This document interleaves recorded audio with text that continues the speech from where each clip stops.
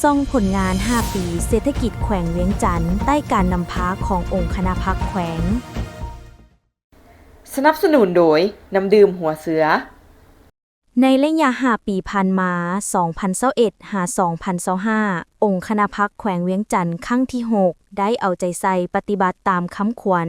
ยกสูงความสามารถนำพาและความเป็นแบบอย่างนำหน้าของพรรคเพิ่มทวีความสามัคคีเป็นปึกแผ่นทั่วปวงชนสืบต่อบูรณะระบบการเมืองให้เข้มแข็งนักแน่นถือเอาการกสิกรรมเป็นใจกลางยู่แฮงการหันเป็นอุตสาหกรรมทันสมัยและการเชื่อมโยงที่เข้มแข็งเฮ็ดให้บทบาทการนำพาซี่น้ำขององค์คณะพรรคแขวงเวียงจันทน์ได้รับการเสิร์ชสู้ให้สูงขึ้นแขวงเวียงจันทน์มีการพัฒนาในหลายด้านเป็นต้นระบบการเมืองมีความเข้มแข็งสังคมมีความสงบโดยพื้นฐานเศรษฐกิจได้รับการพัฒนารอบด้านชีวิตการเป็นอยู่ของประชาชนบรรดาเผ่านับมือดีขึ้นสหายคำพันธ์สิทธิดำพา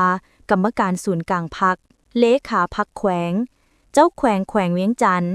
ได้รายงานต่อกองประชุมใหญ่ผู้แทนองค์คณะพรรคแขวงเวียงจันทน์ครั้งที่ 7 ในวันที่ 15 ตุลา 2025 นี้ว่าภายใต้การนำพาซี่น้ำขององค์คณะพรรคแขวงด้วยความรับผิดชอบสูงต่อหน้าที่การเมืองของบรรดาคณะพรรคได้เป็นเจ้าการนำพาซี่น้ำผันขยายแนวทางนโยบายของพรรคระเบียบกฎหมายของรัฐบรรดามติคำสั่งคำแนะนำเป็นต้นมติ 11 ของพรรคมติ 6 ขององค์คณะพรรคแขวงเวียงจันทน์เฮ็ดให้สมาชิกพรรคพนักงานมีทัศนะหลักมั่นการเมืองที่นักแน่นเชื่อมั่นต่ออุดมการณ์ของพรรคก็คือการนำพาซี่น้ำขององค์คณะพรรคแขวงมีความรับรู้เข้าใจและเป็นเจ้าการประกอบส่วนเข้าในการจัดตั้งปฏิบัติแนวทางแผนนโยบายของพรรคได้เป็นอย่างดีเอาใจใส่ปรับปรุงแบบแผนวิธีนำพาวิธีเฮ็ดเวียกเป็นแบบอย่างนำหน้ายึดมั่นปฏิบัติตามหลักการรวมศูนย์ประชาธิปไตยนำพาเป็นหมู่คณะแบ่งความรับผิดชอบให้บุคคลอย่างจะแจ้งคณะพรรคแต่ละขั้นในทั่วแขวงได้ยึดมั่นแนวทางป้องกันชาติป้องกันความสงบทั่วปวงชนรอบด้านของพรรคสังคมมีความสงบเป็นระเบียบเรียบร้อย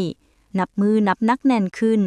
เฮ็ดให้รวมยอดผลิตภัณฑ์ภายใน GDP ของ 5 ปีขยายตัวเฉลี่ยบรรลุ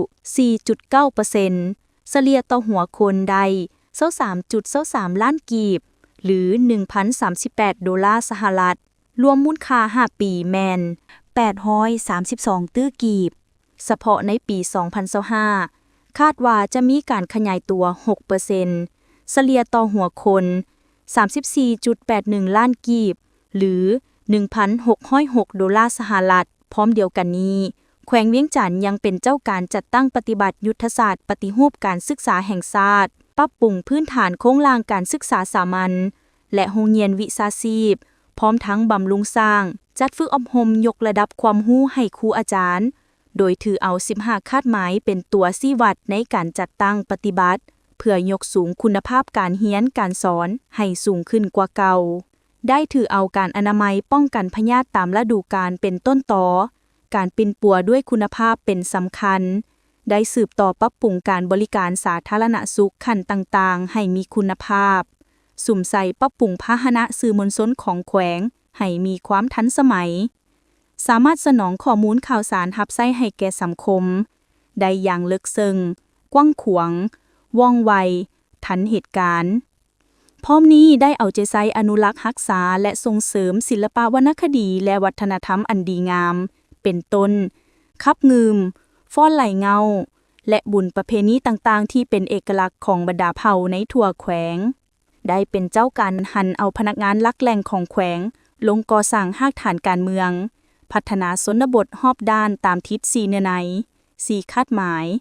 นำพาผันขยายดำรัด 348 ทับลบว่าด้วยมาตรฐานพ้นทุกข์และมาตรฐานพัฒนาเฮ็ดให้ชีวิตการเป็นอยู่ทางด้านวัตถุและจิตใจของประชาชนได้รับการปรับปรุงดีขึ้นเทื่อละก้าวครอบครัวทุกข์ยากในทั่วแขวงได้หลุดลงตามคาดหมายที่วางไว้การสร้างครอบครัวและบ้านพัฒนาได้ลื่นแผนการสามารถประกาศบ้านใหญ่เป็นตัวเมืองน้อยในชนบทอยู่จุดสุ่มผาสังเมืองเฟืองและจุดสุ่มนามอนเมืองวังเวียงการประเมินสร้างแขวงเป็นหัวหน่วยยุทธศาสตร์ สร้างเมืองเป็นหัวหน่วยเข้มแข็งรอบด้าน ก็สำเร็จตามคาดหมายที่วางไว้เป็นส่วนใหญ่ ความซื่นใจมีหน้าตาเป็นแบบใดหน้าตาซื่อๆแต่เห็นแล้วซุ่มซื่นหัวใจน้ำบ่ น้ำดื่มหัวเสือคุณภาพเหรียญคำระดับสากลตื่มความซื่นใจห่วงใยทุกเวลา